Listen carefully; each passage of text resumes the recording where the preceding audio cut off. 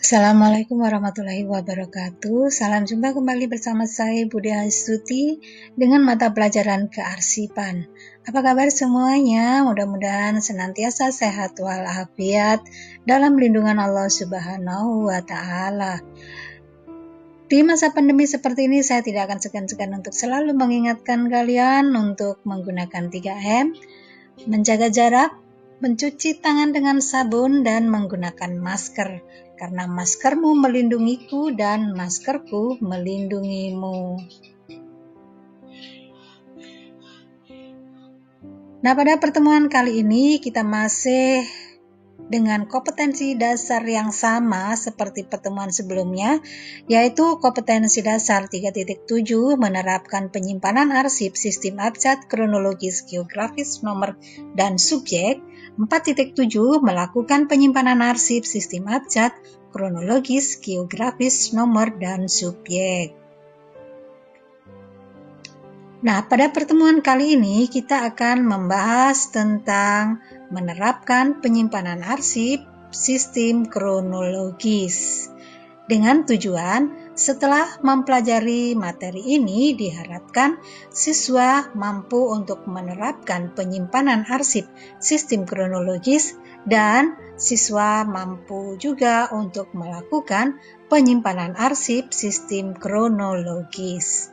Nah, bila semuanya telah siap untuk memulai pembelajaran ini, silakan kalian berdoa terlebih dahulu dengan keyakinan masing-masing. Sekarang mari kita mulai pembahasan ini dengan pengertian penyimpanan arsip sistem kronologis atau dengan istilah lain penyimpanan arsip sistem tanggal. Nah, yang dimaksud dengan penyimpanan arsip sistem tanggal atau sistem kronologis di sini adalah suatu sistem penyimpanan dan penemuan kembali arsip berdasarkan tahun, bulan, dan tanggal yang dijadikan sebagai kode simpan. Adapun ketentuannya adalah tahun sebagai subjek, bulan sebagai sub-subjek, dan tanggal sebagai sub-sub-subjek. Adapun selanjutnya, tahun tersebut akan menjadi judul laci, bulan sebagai judul guide, sedangkan tanggal ditetapkan sebagai judul folder. Jenis-jenis peralatan dan perlengkapan penyimpanan arsip dalam sistem kronologis atau sistem tanggal. Peralatan dan perlengkapan yang sering kali digunakan untuk menyimpan arsip dengan menggunakan sistem tanggal atau sistem kronologis adalah filing cabinet. Penggunaan filing cabinet pada umumnya untuk satu laci filing cabinet menyimpan arsip untuk 1 tahun. Saya contohkan di sini ada sebuah filing cabinet dengan 4 laci. Untuk laci pertama kita gunakan untuk penyimpanan arsip tahun 2018 misalnya, kemudian laci kedua untuk tahun 2019, laci ketiga untuk tahun 2020, demikian seterusnya, sampai laci yang keempat. Ini adalah filing cabinet. Kemudian di dalam filing cabinet akan kita dapatkan guide. Bila dalam satu laci tadi memuat arsip untuk 1 tahun, maka satu laci memerlukan guide sebanyak 12 buah. Karena dalam 1 tahun ada 12 bulan. Jadi seperti ini. Guide kita butuhkan untuk 1 tahun atau 1 laci sebanyak 12 buah. Kemudian guide-guide ini akan kita tata ke dalam laci filing cabinet seperti ini.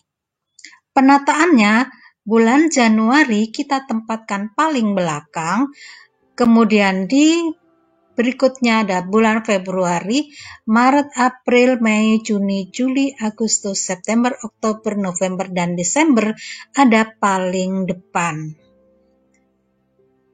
Dengan logika bahwa penerapan penyimpanan arsip dengan sistem tanggal di sini urutannya sesuai dengan kronologi kejadian atau kronologi penyimpanan, di mana tanggal terdahulu adalah pada bulan Januari dan tanggal terkini atau terakhir ada pada bulan Desember.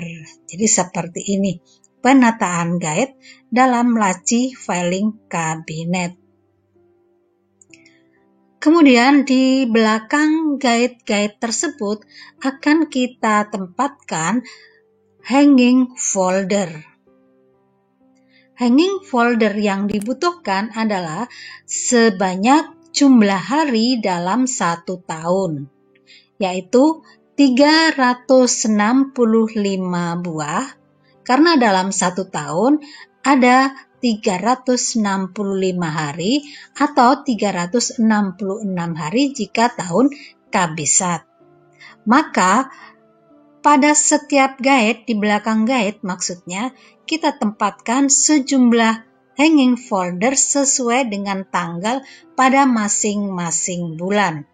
Contohnya, bulan Januari kita tempatkan sebanyak 31 hanging folder. Begitu seterusnya, pada masing-masing bulan kita tempatkan maksudnya sesuai dengan jumlah hari sampai pada bulan Desember. Ini adalah penggunaan hanging folder. Kemudian selanjutnya adalah laci kartu indeks dan kartu indeks. Kartu indeks diperlukan sebanyak jumlah dari jenis arsip yang disimpan. Penggunaan kartu indeks di sini digunakan untuk memudahkan menentukan tempat penyimpanan dan menemukan kembali dokumen atau arsip yang disimpan bila sewaktu-waktu dibutuhkan. Ini adalah jenis peralatan dan perlengkapan penyimpanan arsip dalam sistem kronologi atau sistem tanggal. Prosedur penyimpanan arsip dengan sistem tanggal. Langkah-langkah penyimpanan arsip dengan sistem tanggal pada dasarnya sama dengan sistem sebelumnya, antara lain sebagai berikut. 1. Memeriksa, 2. Mengindeks, 3. Memberi tanda atau mengkode, 4. Menyortir, dan 5. Menempatkan. Nah, bagaimana dan seperti apa langkah-langkah ini? Mari kita bahas berikut ini. Langkah pertama adalah memeriksa surat atau berkas. Surat atau berkas yang akan disimpan terlebih dahulu diperiksa dengan melihat tanda-tanda perintah penyimpanan dan menentukan identitas surat, yaitu tanggal surat tersebut dibuat. Nah, ini sebuah contoh surat yang akan kita simpan. Bila di sini kita lihat setelah diperiksa surat tertanggal 7 Oktober 2020, ini berarti bahwa identitas surat tersebut atau surat ini adalah 7 Oktober 2020. Langkah kedua adalah mengindeks. Mengindeks pada sistem tanggal adalah membagi tanggal menjadi 3 unit, yaitu unit 1, unit 2, dan unit 3, di mana pada unit 1 itu adalah tahun, unit 2 adalah bulan, dan unit 3 adalah tanggal. Nah, sekarang kita akan mengindeks surat ini atau mencatat surat ini ke dalam kartu indeks berikut ini. Nah, seperti sebelumnya sudah pernah kita pelajari bahwa untuk mencatat dalam kartu indeks di sini, kita melihat identitas yang ada pada surat. Kita lihat di sini contoh surat untuk surat masuk. Surat ini berasal dari PT Buana Selatan, maka captionnya adalah PT Buana Selatan bila diindeks menjadi Buana Selatan, PT. Kemudian kode indeksnya adalah 2 huruf pada unit pertama, 2 huruf pertama pada unit pertama maksudnya, yaitu PU. Kemudian tanggal, nomor, perihal, dan lampiran ini kita catat dari data yang ada pada surat. Selanjutnya, pada kode penyimpanan pada sistem tanggal di sini, seperti tadi sudah kita lihat pada kegiatan memeriksa, pada kegiatan pertama yaitu langkah memeriksa, di surat tercantum tanggal 7 Oktober 2020. Maka dalam kegiatan mengindeks di sini tanggal tersebut kita bagi menjadi 3 unit.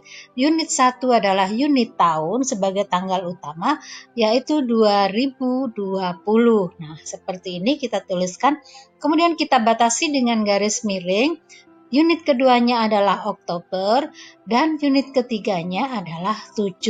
Nah, inilah kode simpannya. Ini artinya bahwa surat ini nanti akan disimpan di laci tahun 2020 di guide Oktober dan pada folder ke-7.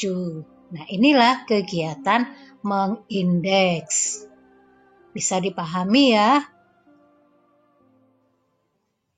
Langkah yang ketiga adalah mengkode. Nah, kegiatan di sini atau langkah di sini adalah memberi kode pada surat dengan kode tanggal yang sudah kita buat tadi pada kartu indeks. Ini kita tuliskan atau kita catat pada surat di pojok kanan atas dengan menggunakan pensil. Nah, seperti ini ya. Boleh kita letakkan di sini, boleh di atas atau di bawah, menyesuaikan posisi di mana kita akan menyimpan atau menggunakan apa kita menyimpan surat ini. Nah, ini adalah kegiatan mengkode. Langkah yang keempat adalah menyortir. Kegiatan menyortir dilakukan tergantung pada situasi dan kondisi. Bila dokumen yang akan diarsipkan atau akan disimpan cukup banyak, maka perlu dilakukan kegiatan menyortir. Tapi bila surat atau dokumen yang akan disimpan hanya 1 atau 2 saja, maka tidak perlu disortir, tetapi akan langsung kita tempatkan pada tempat penyimpanan. Langkah yang kelima adalah menempatkan. Tempatkanlah arsip sesuai dengan kode yang sudah dibuat atau sudah ditentukan. Di sini dalam contoh, kode simpan adalah 2020 atau 2020 garis miring Oktober garis miring 7. Artinya bahwa surat ini akan kita tempatkan di laci tahun 2020 di belakang guide Oktober di dalam folder 7. Nah, inilah langkah menempatkan dokumen atau arsip. Nah, ini simulasi untuk langkah penempatan atau menempatkan ya. Untuk kartu indeks yang tadi sudah kita buat, kita simpan di dalam laci kartu indeks. Kemudian surat kita tempatkan pada hanging folder dengan kode 7. Untuk selanjutnya, hanging folder ini kita tempatkan di dalam laci filing cabinet di belakang guide bulan Oktober. Nah, demikian surat sudah kita tempatkan. Dengan demikian maka selesailah penyimpanan dokumen atau penyimpanan arsip dengan sistem tanggal.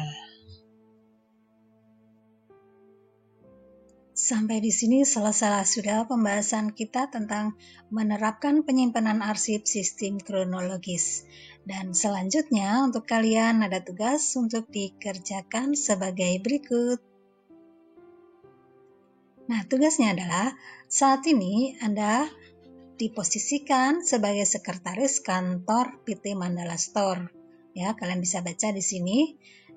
Yang harus dikerjakan adalah perhatikan petunjuk kerja yang ada di sini. Di meja Anda terdapat 3 surat keluar dan surat masuk yang setelah ini di slide berikutnya akan saya tampilkan.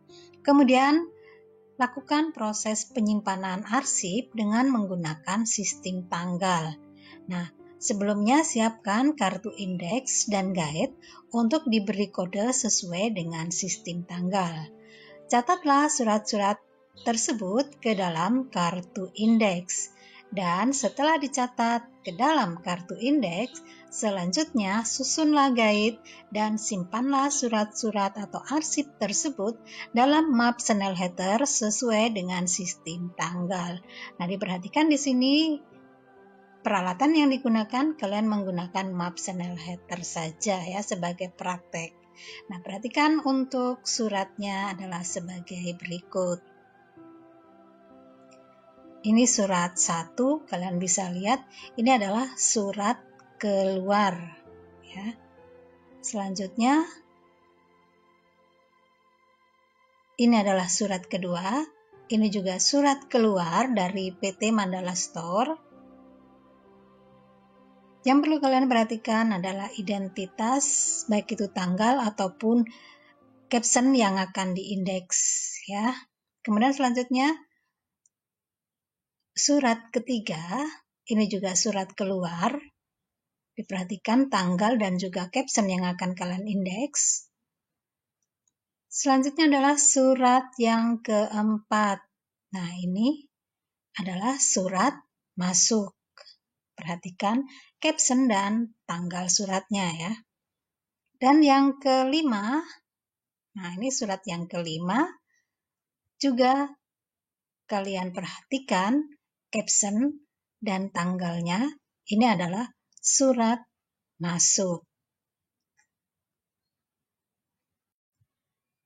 Nah, itulah kelima surat yang harus kalian proses untuk penyimpanan dengan menggunakan sistem tanggal. Selamat belajar, semoga sukses untuk kalian semuanya.